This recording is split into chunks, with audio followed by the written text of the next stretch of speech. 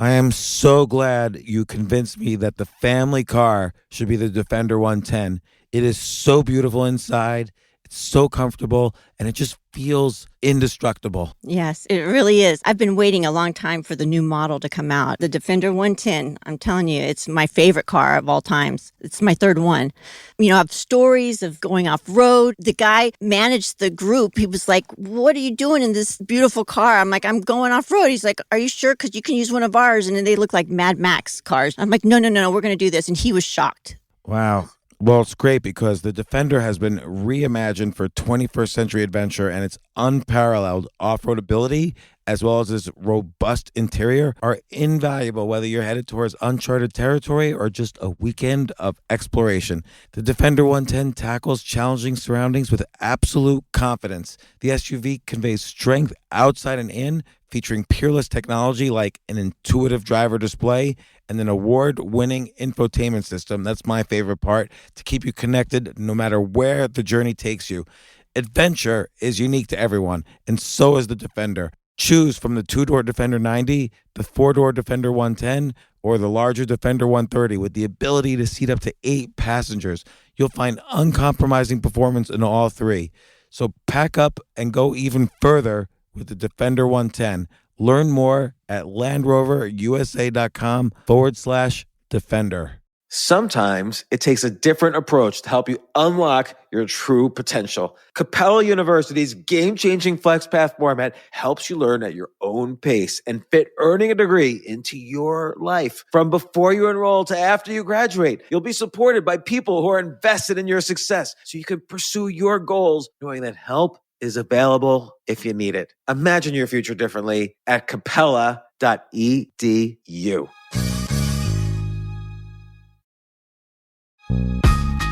This isn't your average business podcast, and he's not your average host. This is the James Altucher Show. Today on the James Altucher Show. You know, I've heard you say, the key to happiness is generosity. And you've also said in other speeches that chances are you won't be good at something you hate doing. You have to be good at something you love doing. How does someone find, whether they're young or middle-aged or older, how do they find what they love doing or what can make them happy? It's rare that somebody will, at a young age, say, this is what I want to do in life, and it works out. That's rare. It takes a while to experiment. I thought I wanted to go in government. I thought I wanted to be a lawyer. I thought about politics. In the end, I found that what makes me happy is building something from scratch with the help of others, getting the material rewards from that, and then giving those material rewards to other people. I tell people, I've made 2 college commencement speeches just in the last couple of days, and I told the students at Indiana University and University of Baltimore, experiment. You won't know right away. Try different things. Your parents are wonderful, but ignore what they want. My mother wanted me to be a dentist, well-meaning, but I didn't really want to do that. You can't let your parents live your life for you. So tried many different things. I didn't start Carlyle until I was 37. Maybe people can start things and find what they love earlier. I found out later in life. And now, because I found out later in life, and particularly now because I'm involved in my philanthropy phase, I am doing what I call sprinting to the finish line. I'm now 69 years old, the age that Ronald Reagan was when he ran against Carter, when I thought 69 was old age and ready for a nursing home. Now I think it's the prime of life. But I recognize that at 69, I've lived more than I'm going to live, and probably have lived at least 3/4 of my actuarial expected life. So I'm trying to get as many things done in the remaining 25% or whatever it might be, because I don't want to be on my deathbed saying, oh, if I'd only done that, or why didn't I do that? I just don't want to do that. I want to get things done now, and that's why I'm working harder now and longer hours than I did when I was in my 20s.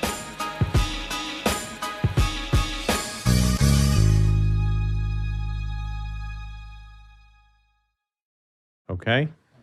Are we rolling on that? Ready? So yeah, we're already rolling. So I'm going to introduce you in a second, but you've one of the things I thought was fascinating about you was you've bought all of these incredible historical documents and then donated them to museums and government museums and so on. So like the Magna Carta, one of the copies of the Declaration of Independence, the Constitution, the Emancipation Proclamation, the 13th Amendment. it seems like you have this fascinating, and then you just mentioned how you're doing a book based on your interviews with historians. You have this great fascination with the literal building blocks of kind of the culture and civilization we live in. I'm just curious, people could always make their choices about where their philanthropy goes, and this is such an interesting thing that you've done, buying all these historical documents. It's kind of interesting in this sense. Interesting, not so much that I've done it, others have done it as well, but that it gets so much attention because, relatively speaking, it's a modest part of the money I give away, but it gets the most visibility. And I am amazed that you can buy the Magna Carta for $21 million. You can buy a modern work of art for $200 million. And why a Magna Carta, the only copy in private hands, is worth $21 million, and why some modern work of art is worth $200, sometimes I can't understand, but that's the way the world operates. The reason I have done it is this. I stumbled into it. It wasn't a situation where I said, how can I do something useful for the country? Let me hire McKinsey. Let me come up with a great thing I could do with some of my money. I stumbled into it because I went to a viewing of the Magna Carta at Sotheby's. They told me it was actually going to be auctioned off. I said, how can you auction off the Magna Carta?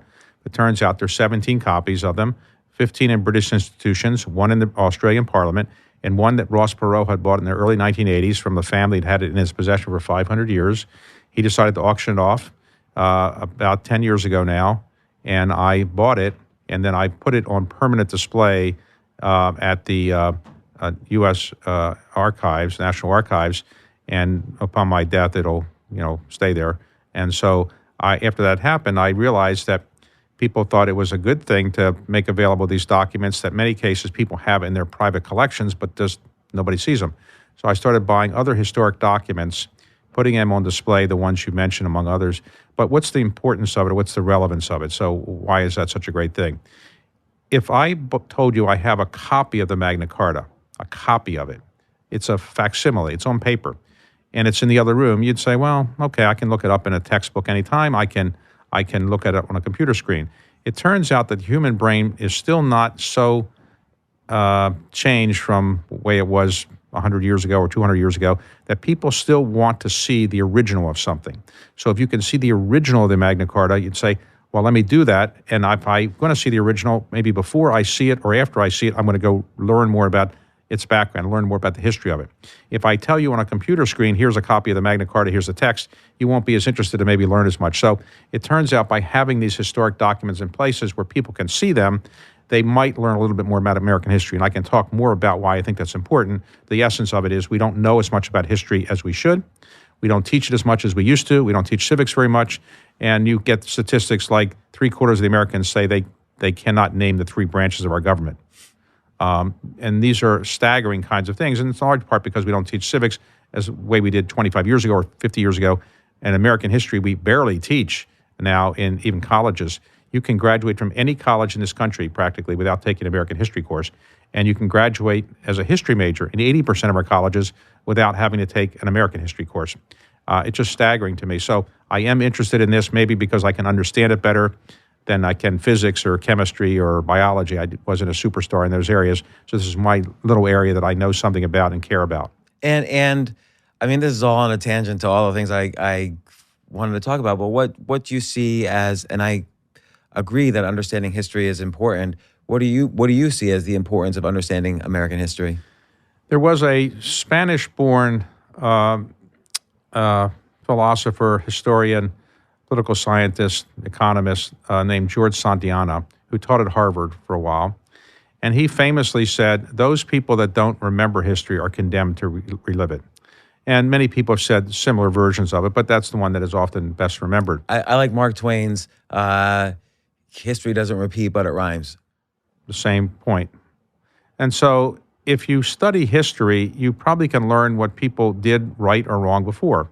So if you have a view that we've made mistakes, we should learn from them and maybe correct them in the future. So the reason I think it's important to learn history, and particularly the history of your country, is that, one, you can avoid the mistakes. 2, you have a better sense of what your country is all about. 3, you might be a more informed citizen, and therefore, my theory is if you have more informed citizens, you might have a better democracy. That's a hope. So I'll do my attempt at an intro. Intros are always the hardest part for me, so forgive me if I get anything wrong. But David Rubenstein, you're a co-founder and co-chairman of the Carlyle Group, which is the biggest private equity firm maybe in the world, if I were to guess. It's over $200 billion in assets. You guys own hundreds of companies and invested in, I guess, hundreds more, if thousands of employees. And the companies you own, there's over 1 million employees. You're chairman of the Kennedy Institution of the Arts. Am I saying the name right? John F. Kennedy Center for the Performing Arts. John F. Kennedy Center for the Performing Arts. You're chairman of the Smithsonian. There's many other titles. I could spend the entire hour introducing you, but you also have the David Rubenstein Show on Bloomberg, peer-to-peer conversations. And I have to say, I've watched quite a few of your shows. You're a great interviewer. And I got nervous before this interview. A, what do you ask the person who's been asked everything? And B, what do you ask the person who has also asked other people everything? So I've really admired your show. And what did you conclude? Well, we'll find out by the end of this interview. All right. Actually, there's one thing I was curious about. When you were interviewing Barry Diller, you asked something to the effect of, how do you get to go from the mailroom to the CEO? Because you always hear about, it's like almost this mythology, these great billionaires. Oh, I started in the mailroom. It's Barry Diller, Mike Ovitz, Brian Grazer, all these famous, entertainment billionaires started in the mailroom somewhere at CEA or William Morris or wherever. What would you do if you were starting in the mailroom at a private equity firm today? I always wondered myself, and that's why I asked Barry Diller, what is it that about the mailroom that enables people to rise up? David Geffen, I think, being another one that did that. I think it was, in their case, that you get to see all the correspondence, and then you know who's doing what, and you get to make some contacts. And so if you're delivering the mail to a famous agent, you might talk to him about this or that you read about, and perhaps some of the contacts wear off on you. But it takes a little bit of gumption to kind of go from the mailroom to being Barry Diller. Now, presumably everybody that worked in the mailroom didn't turn out to be a billionaire. Many of them probably still in the mailroom. If I was in the mailroom at Carlyle, I'd say we have a problem, because I don't think there should be a mailroom early, in the sense that everything is electronic today. But there is some mail, of course, that's distributed.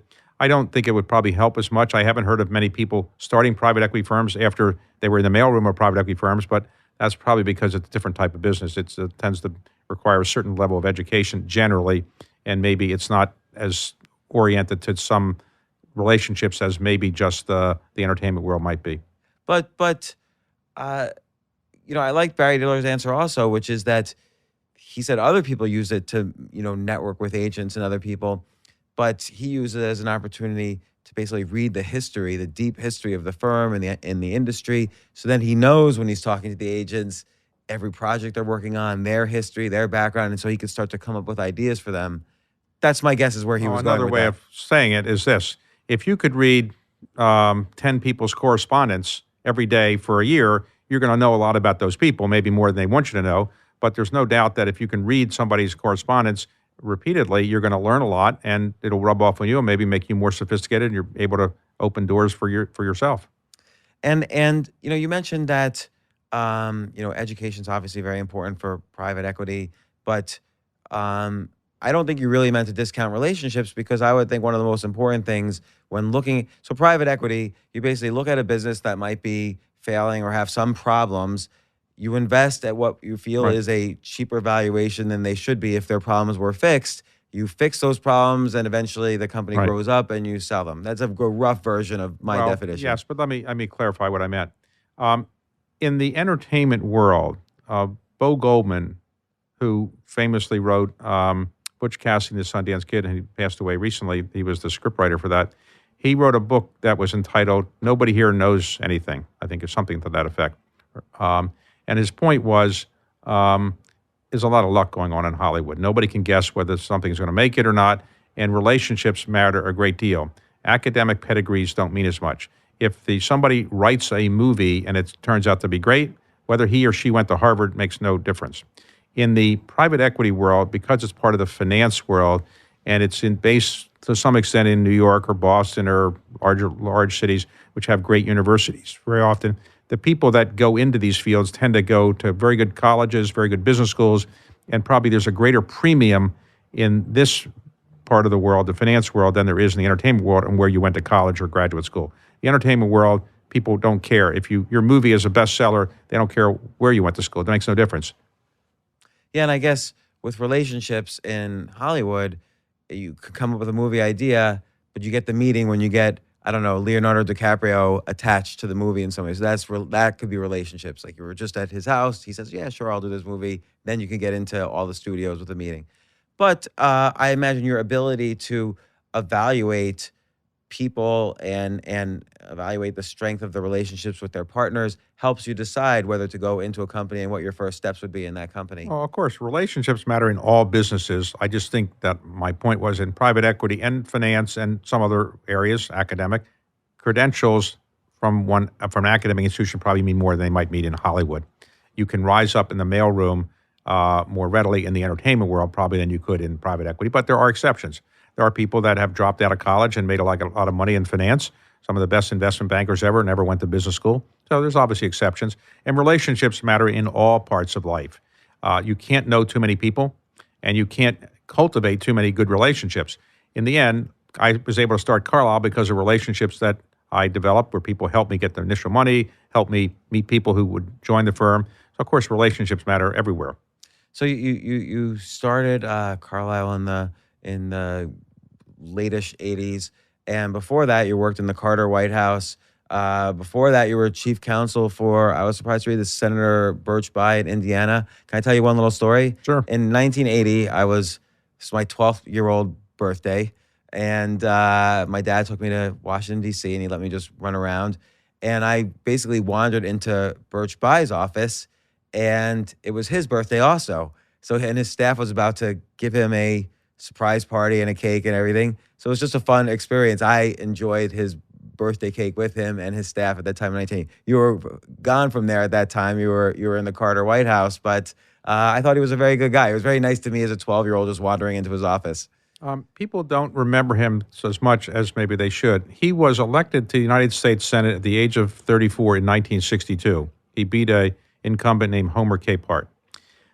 He wrote 2 constitutional amendments. Plus the ERA, which never became. Which didn't become part of it, but he that failed. But he did write the 25th Amendment, which we're talking about these days a lot, and the the amendment that lowered the voting age from 21 to 18.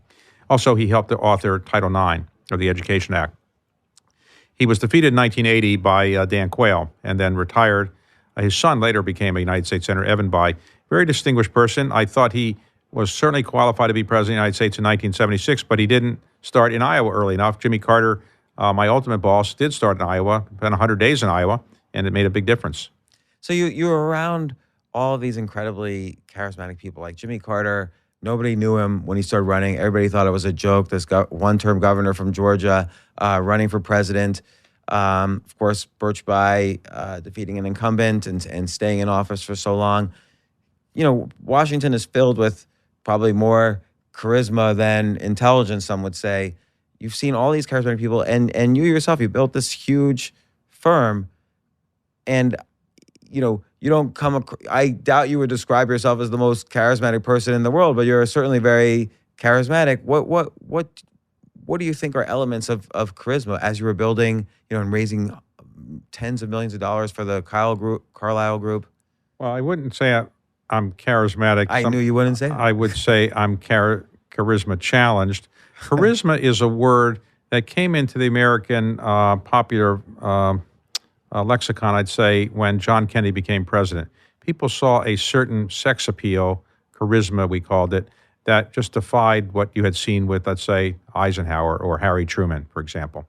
And charisma is something that politicians like to have. It's I would say, a kind of sex appeal. You can get people excited. People listen to what you have to say. I don't have that kind of personality. I wish I did. But these people who have those kind of personalities are often people who are student body presidents or big men on campus. I was not. I was a little man on campus. In fact, in my graduating class, I would have been voted probably the least likely to succeed. I wound up being the chairman of the board of my alma mater, Duke University, and I would have been voted at the time there the least likely person to probably be chairman. And I tell people, and particularly college audiences and so forth, and students, the trick in life is not to win necessarily the first third of life, but to win the second and third. If you win the first third of life and you are a Rhodes Scholar, you're president of the Harvard Law Review, you're Supreme Court clerk, you're student body president, people think you're great, and maybe you are, but then you can tend to coast on that, and if you coast on that, the second and third, you'll be bypassed by people like me who have to struggle to get through the first third, and they learn how to struggle, and then in the second and third, they're struggling, teaches them how to succeed. So I like to remind people that winning the first third of life is nice, but not necessarily going to indicate who's going to be successful in the part of life that probably matters, the second and third. Well, but it seems like you did pretty well, or very well, the first third. You know, went to good schools, ended up working in the White House. You mentioned John F. Kennedy. You worked for a while for Ted Sorensen, his speechwriter, one of the greatest speechwriters of all time. So from him, you must have learned a little bit about what makes someone a leader. Where was your struggle in the first third? And without the self-deprecating, like Carter had inflation, and I would say, my athletic career peaked at 7 or 8. When I was 6, I thought like I'd be all good Jews. Well, yeah, I thought I was 6 o'clock at the age of 6. I thought, okay, I could be a professional baseball player. My idol was Mickey Mantle, Willie Mays. Then at 7 or 8, my growth stunted, and at 9 I was short, and 10 I was too short. And then I realized, if you're Jewish, you're not likely to be a Major League Baseball player unless you're Sandy Koufax and you're unusual. So I wasn't a great athlete, and I wasn't first in my class. I wasn't student body president. I wouldn't say the most beautiful girls in the city of Baltimore were flocking to go out on dates with me. So I would say I wasn't, a big success. I was a success only in the eyes of two people, my parents. I was their only child, so they thought I was successful, but I knew better. But then that's still not through the first third. That's like the first sixth. Then where would you say the struggle was after that? Like obviously you were educationally you succeeded at having a great education, and I'm sure you did well everywhere. And then you basically chose a path in life and seemed to keep succeeding at it. People did much better, but I'll give you an example. I got a job in the White House, which happened by working in the campaign. If you work in a campaign and it wins, you probably get a job in the White House. So I joined Jimmy Carter when he was 33 points ahead of Gerald Ford in 1976, and Carter won by 1 point. You could argue my contribution wasn't so great, but I was the deputy to the domestic policy advisor who knew Carter well, and I became his deputy. And I worked very hard for 4 years. I did virtually nothing but work in the White House. I loved it. But then we lost the election. So all of a sudden, somebody who's flying around on Air Force One, going to Marine One, going to Camp David, advising the President of the United States is unemployable because nobody wanted to hire a young lawyer who really didn't know how to practice law to do something in Washington, D.C. So it probably took 6 months before somebody would hire me. So I would say, I had to lie to my mother. I said, I have so many offers, I don't know which one to take. And she would say, well, take one of them. It's, it's May already. It's June. I mean, everybody else is working. But so I would say that was a struggle. And then when I went... scared? I'm sorry? Were you scared at that point? I wasn't. I wouldn't say scared. I would say that I was embarrassed that nobody probably wanted to hire me, even though I thought I'd gone to a good college and gone to law school. And, I worked in the White House and I wasn't terrible. But I realized in hindsight that I had no legal skills anybody wanted because I didn't really practice law that long. And secondly, influence peddling, which is often done in Washington, is good if you are close to people in power. Well, Reagan wasn't somebody that I knew, so it didn't really work out. In the end, perseverance, worked. I mean, I just persevered. I just kept going forward, and I got lucky. I practiced law again, and that's the greatest thing that happened to me. When second time I practiced law, it was clear to me that I wasn't a really good lawyer. Lawyers have specialized in various things. They care about little details. They have a narrow area of expertise, and they learned that in the first 7 years out of law school, or 8 years. Well, I was mostly in the White House then, so I didn't really have the legal skills that my peers had. But had I done so, I would have been a nice Washington corporate lawyer, and by the time I was 65, I would have been eased out of my firm because they retire you now. Because I wasn't good at practicing law, I had to do something else. And I stumbled into private equity. I got in on the ground floor of an industry that was booming, and I got very lucky, and it worked out. But it was, some struggle to get there, and it took a long time. And when we first started the firm, many people laughed at us because who's going to build a private equity firm in Washington, D.C.? It's a government city, and nobody took us seriously for many years. So when you started the private equity firm, is it because you had companies in mind or a theory in mind that companies were being undervalued, and you thought, okay, I can persuade this vision to investors and then put that money to work into these companies? Or did you just think there's a hole missing, like a private equity firm in Washington, D.C. would do well because of the government contacts, and that was your vision? Like, what was the vision, the first vision you brought to potential investors? Well, I can lie to you and tell you I had great foresight and realized that we had an opportunity to build something great in Washington, but that wouldn't be true. What really happened was I was practicing law, and I really wasn't that good a lawyer. I mean, people weren't calling me up because I didn't have any great skills. And I read about a man named Bill Simon, who'd been Secretary of the Treasury, and he had done something called a leverage buyout in the early 80s where he bought Gibson greeting cards. He put in $1 million of his own money. He made roughly $80 million in 2.5 years. I read about that and said, that's better than practicing law. Whatever a leverage buyout is, I didn't know what it was. So I went down the street to Bill Miller, who'd been Secretary of the Treasury in the Carter years, and said, why don't you start a leverage buyout firm like Bill Simon did, your predecessor, and I'll help you with some legal work, even though I'm not that great a lawyer. He didn't seem impressed by that. But I decided maybe I could start the first private equity firm in Washington. If I got people who actually knew something about finance, I could do maybe some legal work. And then what happened was I came up with an idea that would say, well, we understand companies more heavily affected by the federal government than the guys in New York. So if you invest with us, you might get the benefit of our knowledge of Washington. That was basically what our pitch was, and maybe there was something to it, but obviously people in New York knew things about Washington regulated companies as well. What really enabled Carlyle to grow were, I would say, three things. One, we had a healthy culture. All businesses that survive and do well have a good culture, not a bad culture. And we had a culture that we were building something. It was one where the partners were sharing the wealth. We were trying to get good people and give them a lot of leeway and a lot of the shares of the profits. So it was a healthy culture. Second, we had a good track record. If you have a healthy culture and a bad track record, that's not going to be good. So I was very fortunate to recruit people that had very good investment capabilities, as it turned out, and we had a very, very good track record. And third, we came up with an idea that changed the face of private equity. Now, I don't have a royalty that I'm collecting from other people for having changed the face of private equity, and nobody is patting me on the back, and there's no Nobel Prize for private equity that I'm aware of. But the idea, and it's something that you will say, is this such a great idea? This doesn't strike me as the same as discovering DNA or discovering penicillin, and it's not. But it simply was this. Private equity firms were very small firms. They were all mom and pops. When KKR did the famous RJR deal in 1989, they had about 7 investment professionals. Why were they so small? Because the partnership agreements that you had said you can only do one thing. If you raise a fund, you have to spend all your time investing that fund, which makes sense. So they were all very small little boutiques. I decided that what we would do is try to build a Vanguard, a T. Rowe Price, a Fidelity of private equity, which is to say have many different funds and not just have one buyout fund. So after we raised our first buyout fund, it was $100 million, I told my partners, you manage this and let me go out and try to recruit people to run a second fund, let's say in venture capital, a third fund in real estate, a fourth fund in debt.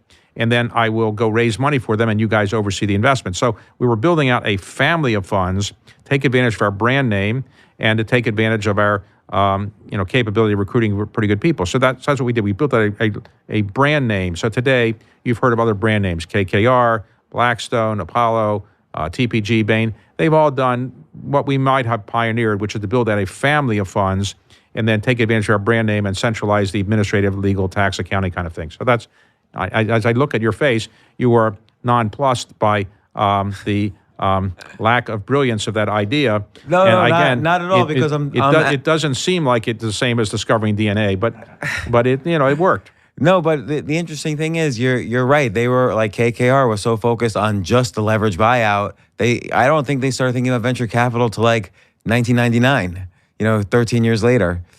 They had the view initially, and I think they're very talented people, and they built a very good firm, that, we were a bit of a franchise. We were like McDonald's.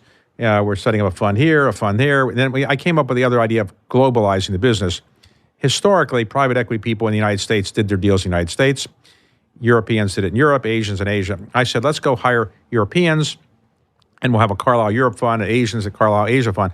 Many people didn't think that would work because we were based in the United States. What do we know about Europe? What do we know about Asia? But we hired locals. That was our strategy. And that's a model that others have followed. Now, they don't give me credit for it, and I don't maybe deserve the credit for it, but it was something that we did pioneer.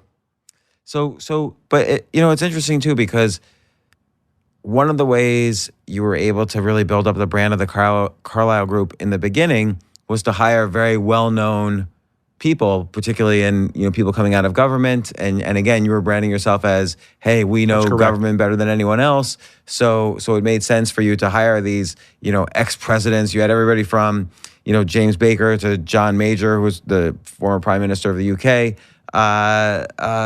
It's a double-edged sword. Let me explain.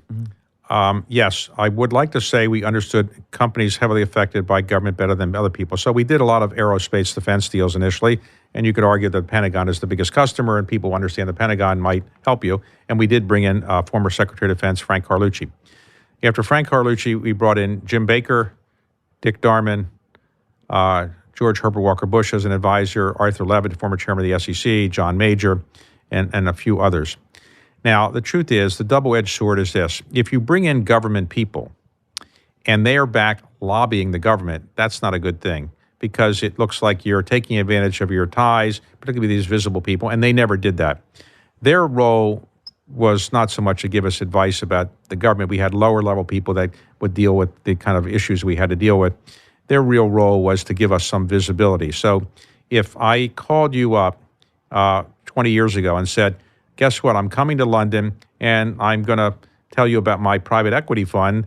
Would you like to have lunch with me? You'd say, well, who are you? If I say, by the way, Jim Baker's coming with George Bush, and you might want to hear about what they did when they were government, and maybe at the end I'll tell you a little bit about my private equity fund. You might say, well, I'll roll my eyes about the private equity fund, but I want to hear Jim Baker and George Bush. So they were really draws for sessions we would have, and there's no doubt that they were very effective draws. As Carlyle's brand name became better known, we didn't need them to be the draws so much, and ultimately they retired from the firm, and we tried to avoid the perception that we've ever used government people in any inappropriate way, which is go out and lobby government. They never did that. They were really very nice people. George Herbert Walker Bush became a very close friend of mine. I was at his memorial service.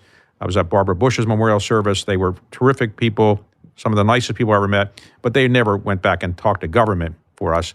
Their role was really to kind of give us some visibility and maybe credibility. If you hear Herbert Walker Bush saying, Carlyle Rubenstein, nice firm, he's not an investment expert, you'd say, well, he thinks it's a nice firm, maybe we'll take a look at it. If the track record was terrible, it wouldn't make a difference, though.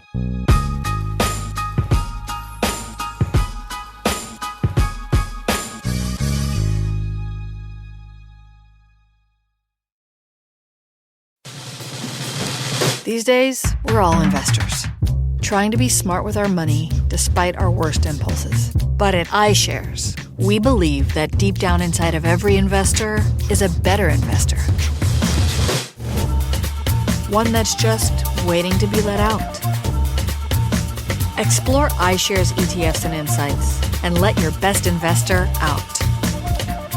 Visit iShares.com for more information. You know what I love about fantasy sports is that even though I'm not going to be a great basketball player or a baseball player or a football player or whatever, I feel like I get to participate and make decisions and use my knowledge of these different leagues or these different sports to compete.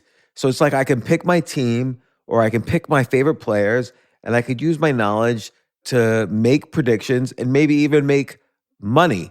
So with the basketball season here, you can now pick combo projections across football and basketball from the Specials League on Prize Picks. This is a league created specifically for combo projections that include two or more players from different sports or leagues. Want to play alongside some of Prize Picks' favorite players like rapper Meek Mill and comedian Andrew Schultz, who's also been a guest on this podcast, and I've been a guest on his? You can now find community plays under the promos tab of the app to view entries for some of the biggest names in the Prize Picks community each week. Look, Prize Picks even offers a reboot policy so that your entries stay in play even if one of your players gets injured. For football and basketball games, if you have a player who exits the game in the first half and does not return in the second, that player is rebooted. Prize Picks is the only daily fantasy sports platform with an injury insurance policy. What? So I love playing it. I love anywhere where I can use analytical ability with my interests to demonstrate some skill and maybe make some money. And I like the game-like aspect. I do wish they had chess as a category on prizepicks.com, but I'll settle for what they've got. Maybe I should make my own fantasy chess league. But in any case, I love Prize Picks. Go to prizepicks.com/James. Use code James for a first deposit match up to $100. That's the easiest $100 you're ever going to make. So that's prizepicks.com/James and use code James. Daily fantasy sports made easy.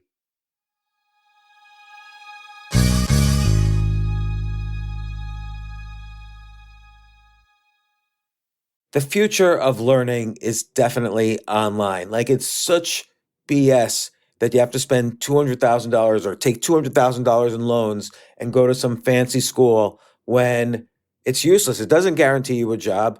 Most employers, including me, do not care about degrees or grades or anything like that. We want to care that you love what you're doing, that you know what you're doing, in some cases that you have experience or that you're willing to learn. But people in general love learning and are curious. Like, the key to success is curiosity. And I think masterclass.com is the perfect model for online learning. I'm really happy they're sponsoring this episode. If you're going to give a gift, give the gift of learning. Masterclass makes a meaningful gift this season for you and anyone on your list, because both of you can learn from the best to become your best, from leadership to effective communication to cooking. Let me tell you some of the classes I've taken. I've taken comedy from Steve Martin. I mean, can you believe I can take a class from Steve Martin on comedy, or Judd Apatow, my favorite comedy director? I could take an actual class from him on writing. Wolfgang Puck on cooking. Dan Brown on writing, or Judy Bloom, who's been on this podcast, on writing. By the way, Wolfgang Puck also has been on this podcast. It's such a pleasure. I try to take classes all the time from masterclass.com. And whether you're watching Masterclass on TV or listening in audio mode in the app or on their site, the quality speaks for itself. It's like these Masterclass instructors are your own personal mentors that are going to help you reach the next level. How much would it cost to take one-on-one classes on comedy from Steve Martin or on chess from Gary Kasparov? You just wouldn't be able to do it. But it would cost hundreds of thousands of dollars. With a Masterclass annual membership, it's $10 a month. Memberships start at $120 a year for unlimited access to one-on-one classes with all 180 plus Masterclass instructors. So it's not just $120 for one instructor. You get all 180 plus Masterclass instructors. Boost your confidence and find practical takeaways you can apply to your life and at work. And if you own a business or are a team leader, use Masterclass to empower and create future-ready employees and leaders. That's the real education in today's world. So this holiday season, you can give one annual membership and get one free at masterclass.com/JAS. JAS, of course, stands for the James Altucher Show. So right now you can get two memberships for the price of one at masterclass.com/JAS. Masterclass.com/JAS. Offer terms apply.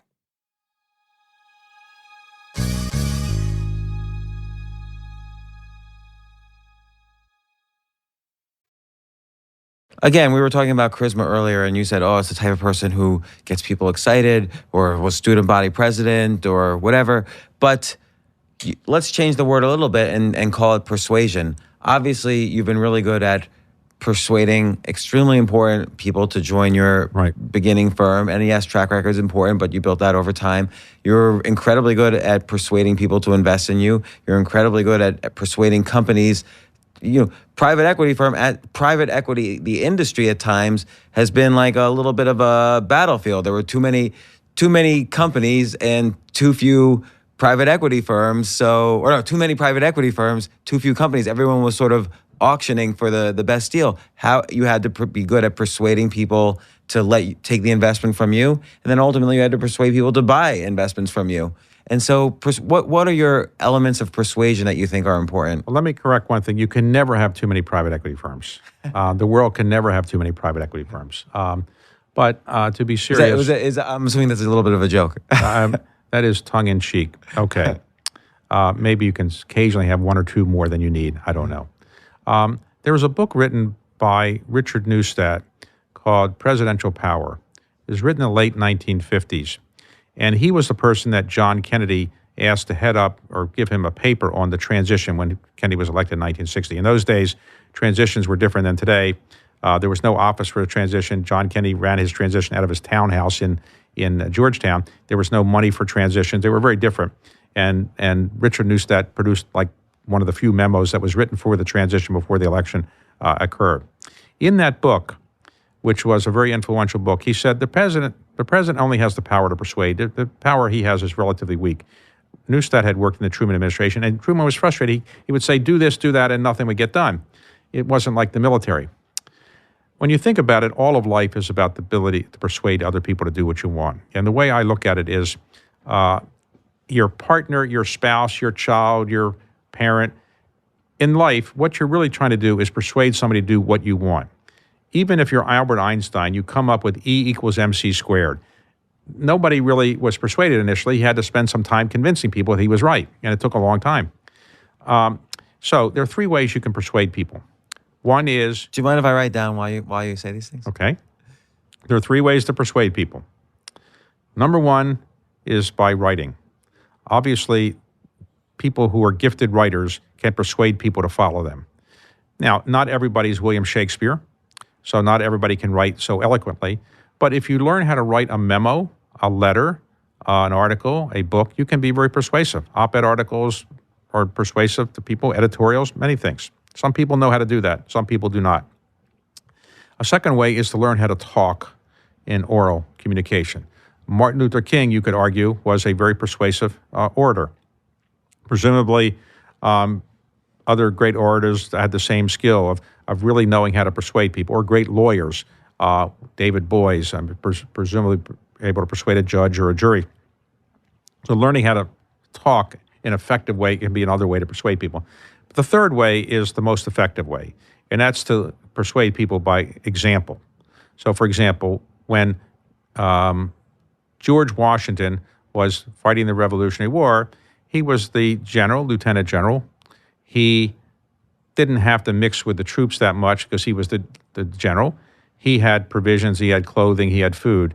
But in Valley Forge in 1777, he stayed with the troops. A third of them didn't have enough clothes. Half of them didn't have really shoes. They were really in bad shape. He could have stayed.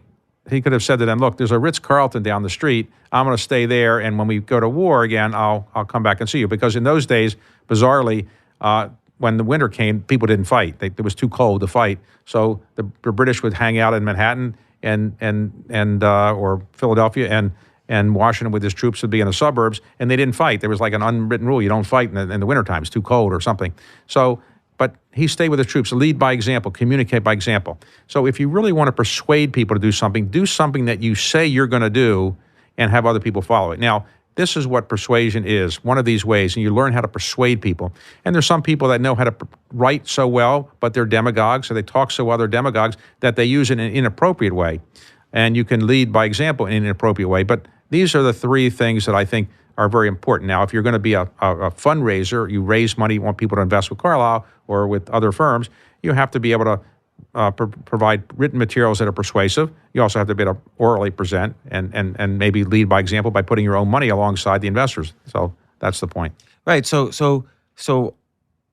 I'm going to ask you first. I'm going to go backwards. So example, you have 3 kids. Where have you been able to, kids, of course, you can't tell them anything and you can't write them a letter, do this. Where have you kind of been able to persuade them by leading by example? Well, I would put it this way. I would say, I like to quote Jackie Kennedy, who famously said, if you mess up raising your children, nothing else in life really matters. And what she was really saying in a different way than I would say it is, the hardest thing in life is raising children and having them be happy, healthy, successful. It's just not easy. And we've seen over, several million years, people who are prominent raise children who are not as successful. And then people who are not prominent raise kids who are very successful. There's no one way to raise kids that work.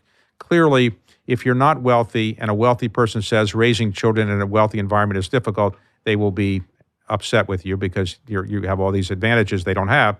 But the truth is, if you look at wealthy families, they very often don't produce people who are as driven as the person who might have made the money. So if you get successful in life, you have to remember that you have to spend some time disciplining your children or persuading them or being a role model for them. If you just say, here's plenty of money and have a nice life, they probably aren't going to be as successful as you would like.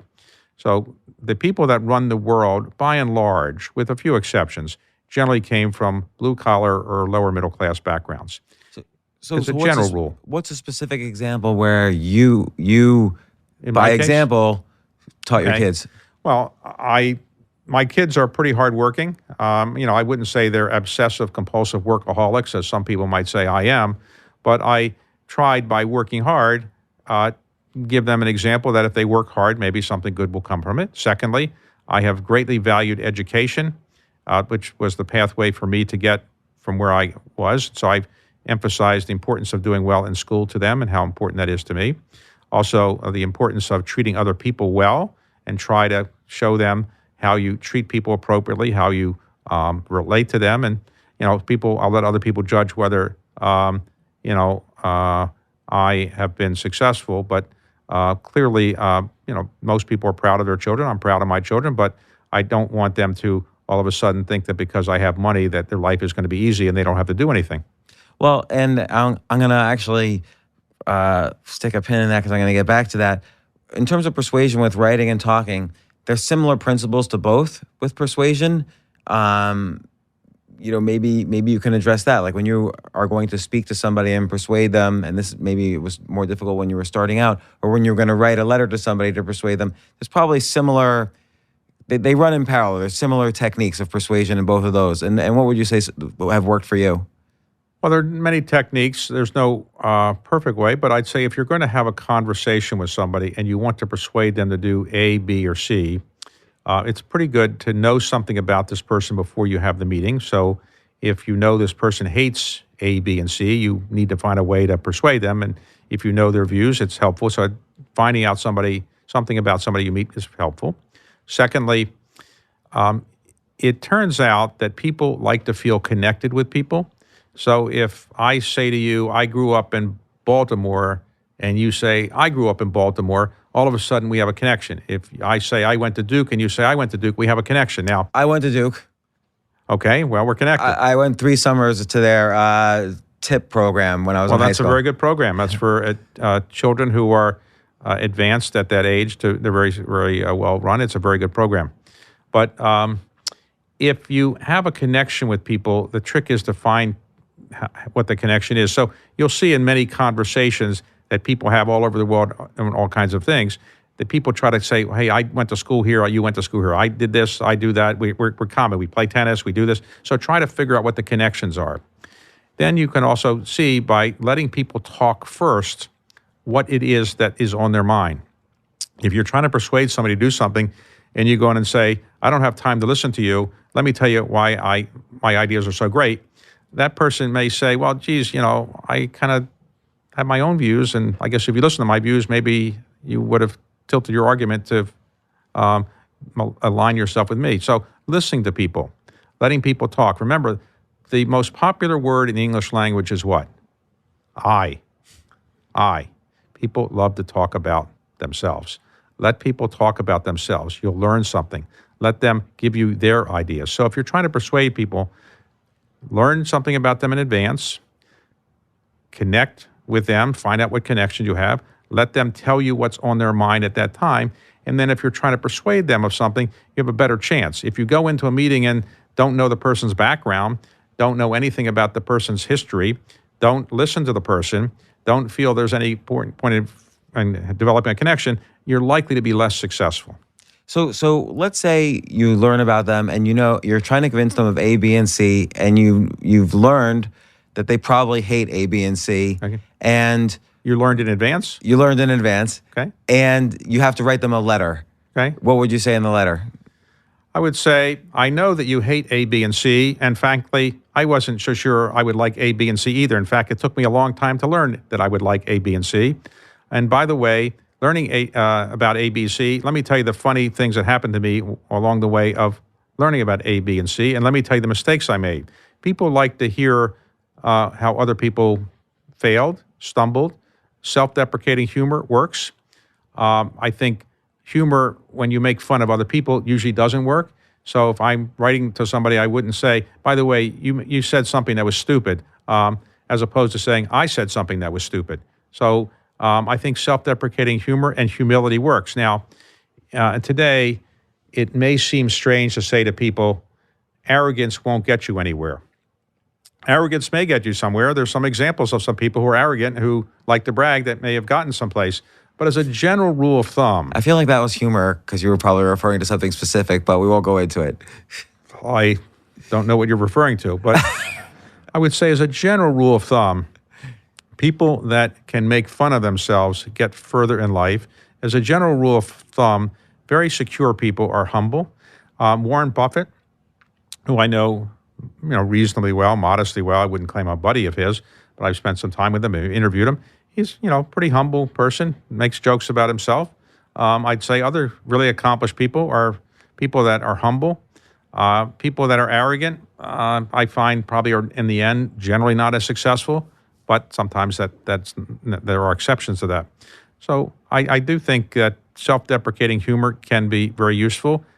In a speech, if I'm making a speech, I think self-deprecating humor can be very useful, because if you're starting a speech and you tell people funny things about yourself and how you're not so great, and you're convincing about it. You can't say, I made a mistake the other day and it was dumb for me to do it, but generally I'm a genius. You can't step on your self-deprecating line. You have to give the self-deprecating line and let it stay there. Right, you have to own it. That you have to really believe it. I mean, some people I know try self-deprecating humor. It doesn't work. Now, John Kennedy was a very, very secure person, and he could get away with self-deprecating humor. And, he may have, thought he was better than maybe he would let on. Sometimes people who are insecure cannot make self-deprecating humor. Now, when I was younger and maybe less secure about myself, I didn't make fun of myself. Now I'm more accomplished, and so I'm pretty secure in what I've done and where I am, and I can afford to make fun of myself because, it doesn't go to my persona anymore. I know that I've accomplished certain things, and I won't feel bad about myself if I say how bad I am because, to some extent, there's some humor in it.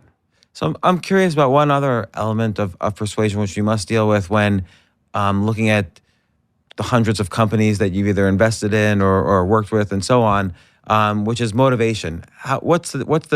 You look at a CEO, and part of a CEO's purpose is to execute and to monetize and so on, but they also have to motivate their customers, their shareholders, their employees, their vendors, and so on. What are some things you look for? Is really, in many ways, the most important existential question about life. What motivates people? Why are people motivated to do what they do? There are 7.5 billion people on the face of the earth. What are they doing here? What's the point of it? What's the point of life? What motivates somebody to really want to work hard or not work hard or to do this or that? Nobody really knows where we came from, what we're doing, what life is all about. But we've generally adopted the view that living is better than not living, that working is better than not working, that trying to make the world a better place is better than trying to ruin the world, that interacting pleasantly with other people is better than not doing that. And as a general rule of thumb, people have decided that progress and some kind of measure of success is better than failure and no progress. So what motivates a CEO? Well, a CEO might be motivated because he has a family he wants to support. He wants to prove that he's a smart person or she's a smart person, want to prove that they know how to motivate their employees. In the end, money is a very big motivator for people in the business world. It's a measure of success to some extent. So, you have to figure out what motivates a CEO. Generally, they want to be seen as successful by their peers, by their family, by their employees. And so that's, you can figure out pretty readily what motivates some people if you spend some time talking to them. So, and you think the best CEOs, of course, are good at motivating their employees. Absolutely. And so you think you look for, yes, they're motivated, but do they know how to motivate? How can you determine Well, that? as I said, you have to persuade people. So you persuade them by giving good speeches to them, talking to them, writing to them, or leading by example, persuading by example. Those are the three basic ways that I would mention. And some people are good at it and some are not. Now, some people produce wonderful results as CEOs, but they're not particularly charismatic. Some produce terrible results, and they are very charismatic. So it depends. But generally, if you take a CEO like Bill Gates or Jeff Bezos or Steve Jobs in their early years, they were on a mission to build a computer, to build great software, to sell things over the internet, and they were able to convince the people working for them that there was some greater social purpose to doing that other than just making money for themselves. And that social purpose was giving people more knowledge, more capability of doing other things, getting things more cheaply, whatever it might be. And so you have to convince people that what you're doing is a useful thing. You can't say to people, let's make this widget, not because it's a good thing to do, but it just will make us money. And that's the only motivation. And you have no other feeling that there's something good socially about it. It probably won't work in the end. I've heard you say, the key to happiness is generosity. And you've also said in other speeches that chances are you won't be good at something you hate doing. You have to be good at something you love doing. I think a big struggle many people have, particularly in today's day and age where people don't stay at the same job for 50 years often. They either reinvent themselves or someone gets divorced and moves and has to recreate themselves. How does someone find, whether they're young or middle-aged or older, how do they find what they love doing or what can make them happy? It's rare that somebody will, at a young age, say, this is what I want to do in life, and it works out. Maybe Willie Mays, Hank Aaron, Mickey Mantle early on knew they wanted to be a baseball player, and it worked out for them, but that's rare. And of course, if you are in that fortunate situation, you have to figure out what you do with the rest of your life when your playing career is over. But it takes a while to experiment. I, thought I wanted to go in government. I thought I wanted to be a lawyer. I thought about politics. In the end, I found that what is making me happy is building something from scratch with the help of others, getting the material rewards from that, and then giving those material rewards to other people and helping other people. So that's what motivates me. But everybody has their own motivation. But I tell people, I made 2 college commencement speeches just in the last couple of days, and I told the students at Indiana University and University of Baltimore, experiment. You won't know right away. Try different things. Your parents are wonderful, but ignore what they want. My mother wanted me to be a dentist, well-meaning, but I didn't really want to do that. You can't let your parents live your life for you. So tried many different things. I didn't start Carlyle until I was 37. Maybe people can start things and find what they love earlier. I found out later in life. And now, because I found out later in life, and particularly now because I'm involved in my philanthropy phase, I am doing what I call sprinting to the finish line. I'm now 69 years old, the age that Ronald Reagan was when he ran against Carter, when I thought 69 was old age and you ready for a nursing home. Now I think it's the prime of life. But I recognize that at 69, I've lived more than I'm going to live and probably have lived at least 3/4 of my actuarial expected life. So I'm trying to get as many things done in the remaining 25% or whatever it might be, because I don't want to be on my deathbed saying, oh, if I'd only done that, or why didn't I do that? I just don't want to do that. I want to get things done now, and that's why I'm working harder now and longer hours than I did when I was in my 20s. And so experimenting also, I think, like I know you read a lot, you read over 100 books a year, you're involved in you sponsor the National Book Festival. Reading is often a good way to safely experiment without actually leaving your room. When I was 6 years old, I got a library card at the Enoch Pratt Free Library in Baltimore, and it was a prized possession, and somebody actually recently gave me a copy of it. They had on the files, I guess. And you could take out 12 books a week, and I would take out the 12 books, and I'd read them all in one day. I had to wait another week before I could take out any more books. I thought they should have changed the policy, but I didn't know how to persuade people in those days, so I couldn't do it. Reading has enabled me to go from a very cloistered upbringing in Baltimore to a more worldly knowledge. And to me, it's what really has helped me in life. So I think that reading books is better than reading tweets or other things, because you concentrate the brain. You have to spend hours and hours and hours doing it.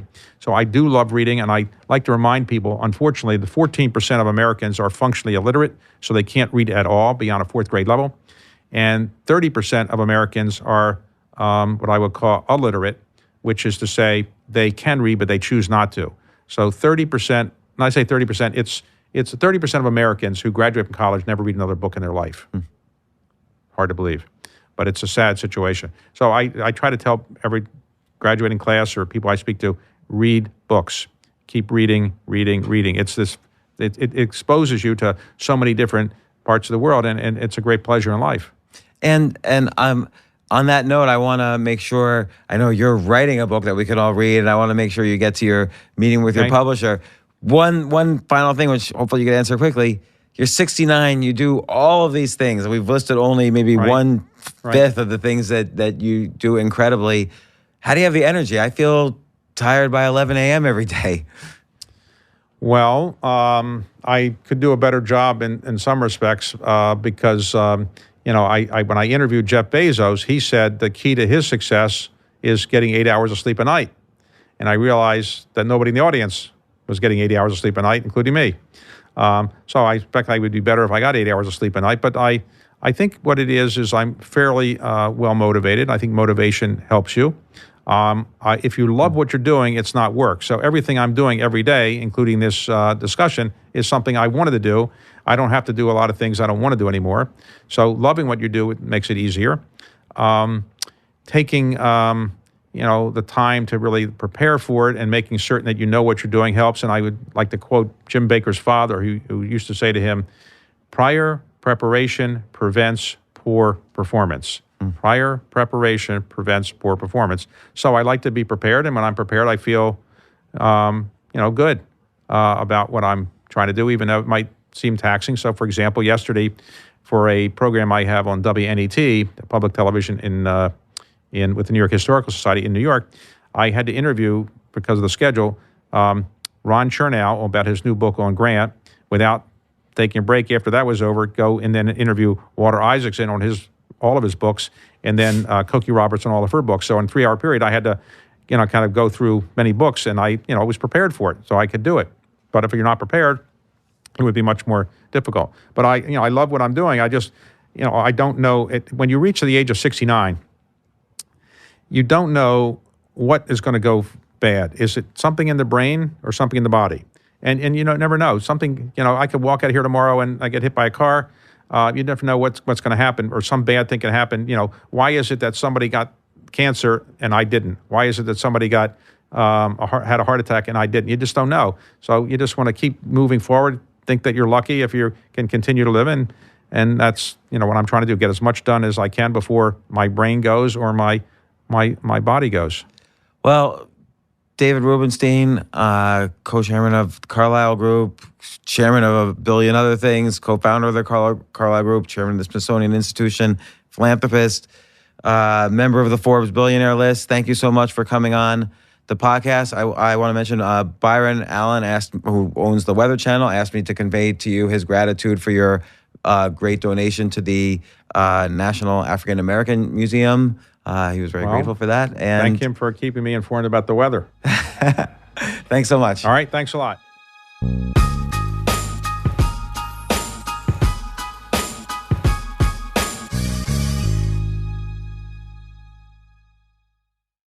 AI might be the most important new computer technology ever.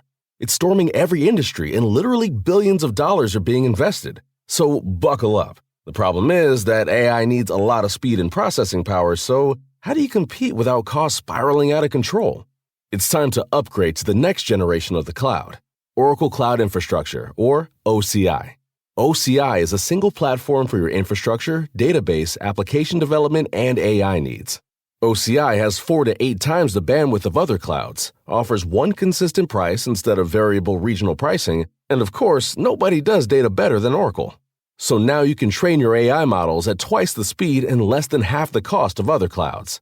If you want to do more and spend less, like Uber, 8x8, and Databricks Mosaic, take a free test drive of OCI at oracle.com/advance. That's oracle.com/advance. oracle.com/advance.